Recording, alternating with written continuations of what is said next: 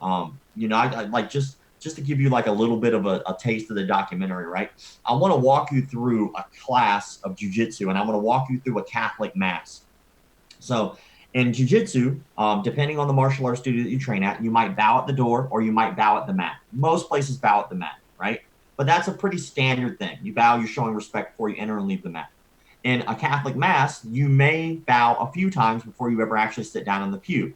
One, it might happen right when you walk up. There may be a bowl of holy water there, and you might anoint yourself to be able to walk forward. Or I've also seen where you walk up, you kneel, you anoint yourself before you sit at the pew, right? So that's those things are very similar. All right. Well, that coincidence, right? All right. So now I'm sitting down, but there's a big group of us sitting in pews looking at one guy talk. Well, if I look at a jujitsu class, there's a whole big group of us and there's one guy talking. Well, okay, that's a coincidence. All right, well, now let's keep going. Behind the guy who's teaching or giving us the mass, behind him is a big statue of Jesus 9 times out of 10, usually on the cross, right? Behind our instructor is a picture of his instructor. That's coincidence. All right, that's a little weird. All right, then there's a point in a Catholic mass in which you stand up and you all shake each other's hands. Peace be with you. Hey, nice to meet you. Hey, nice to meet you. At the end of any jujitsu class, 9 times out of 10, most that I've been to anyway, everybody shakes each other's hand. Hey, man, you have a great day. It was nice training with you, right? So if I were to take all of these things, right, and I were to put them side by side, you're going to see that it's not that difficult to turn your martial arts studio into a religion for people. Some people do it on their own. Isn't that crazy? Isn't that kind of like Well, like I said, I had a podcast called Righteous Anger Podcast, and we explored all that stuff. And one of the things that, as human beings, we do is we want to worship something. Everybody wants to worship something, and you end up worshiping. You put something in that place, and like you said, for some people, it's going to be their sensei. yeah? So So easy. it's strange, and like people, we have this guy that we're going to be having on the documentary. His name is Lewis Martin, and Lewis Martin wrote a book called The True Believers. And in this book, it's I don't have it with me right now. I was reading it, and again on the plane ride, I'm trying to read it as much as I can so we have a good questions and stuff. But in that book, he talks about everything from his very first day and how he started martial arts and his mentality before he started and why he started and all that stuff leading up to that. He talks in detail about his very first day because I think most of us remember our first day. And then he talks about how he slowly but surely became indoctrinated into the bullshit that they taught and then became an instructor at that facility. And then eventually left because he realized all the cult like behavior that was going on. But he was just a normal guy, very well educated. He came from a very good background, no cult like behavior in his family, but slowly but surely he was able to be manipulated into that because he was looking for something to do with his time.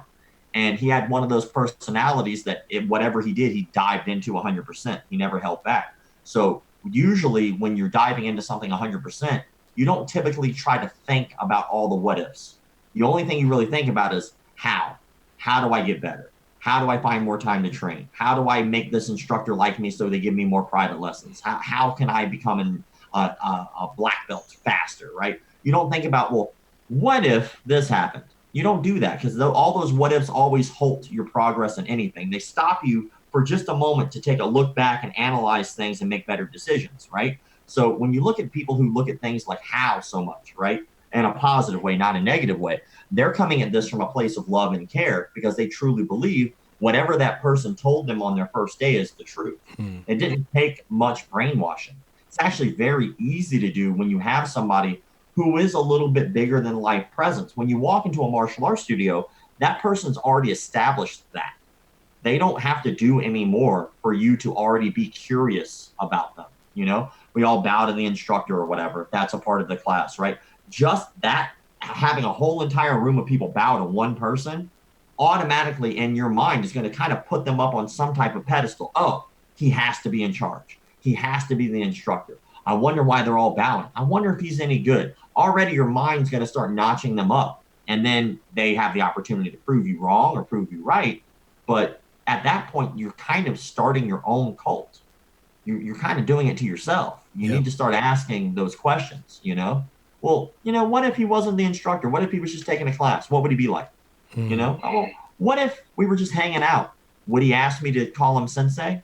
What if he was buying a car? What would that, what if he was sitting down on the couch just watching TV? Like the what ifs make you stop and think and look. And then when you do that, you can start putting these people down on your level. Then they can earn their way up. Not don't put them up first. Make them earn that. Put them on your level. We're all standing on the same floor. We're all standing on the same ground. We're all wearing pants, right? That dude's got a dick. I got a dick. I hope he's got one. I don't know. I got one, right? He's just a dude. He's a man. He is a human being who is going to have flaws. We cannot keep looking at these instructors as if they're some type of deity. Deity. Yep. They're not. And again, like if you, again, going back to like the Catholic Mass, when we start doing that and we start putting these preachers on pedestals, what do they do in return? How many have been busted for pedophilia? Right.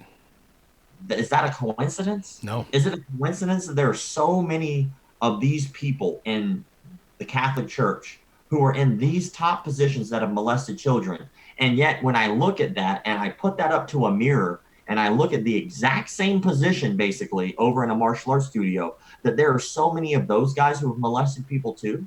Like it cannot be a coincidence. Predators. There's got to be something about the hierarchy and the structure and the mentality that creates and breeds that. That sort of like is an opportunity for predators to say, oh, I can do this, and then, do the evil that they do. Yeah, it's sad. It's really, really sad. Yeah. And what's even sadder to me is the martial artists who turn a blind eye to it. That's even worse, man. Yeah, it just goes out of the window. They only care about their own. The ego kicks in. Well, our studio is better than their studio.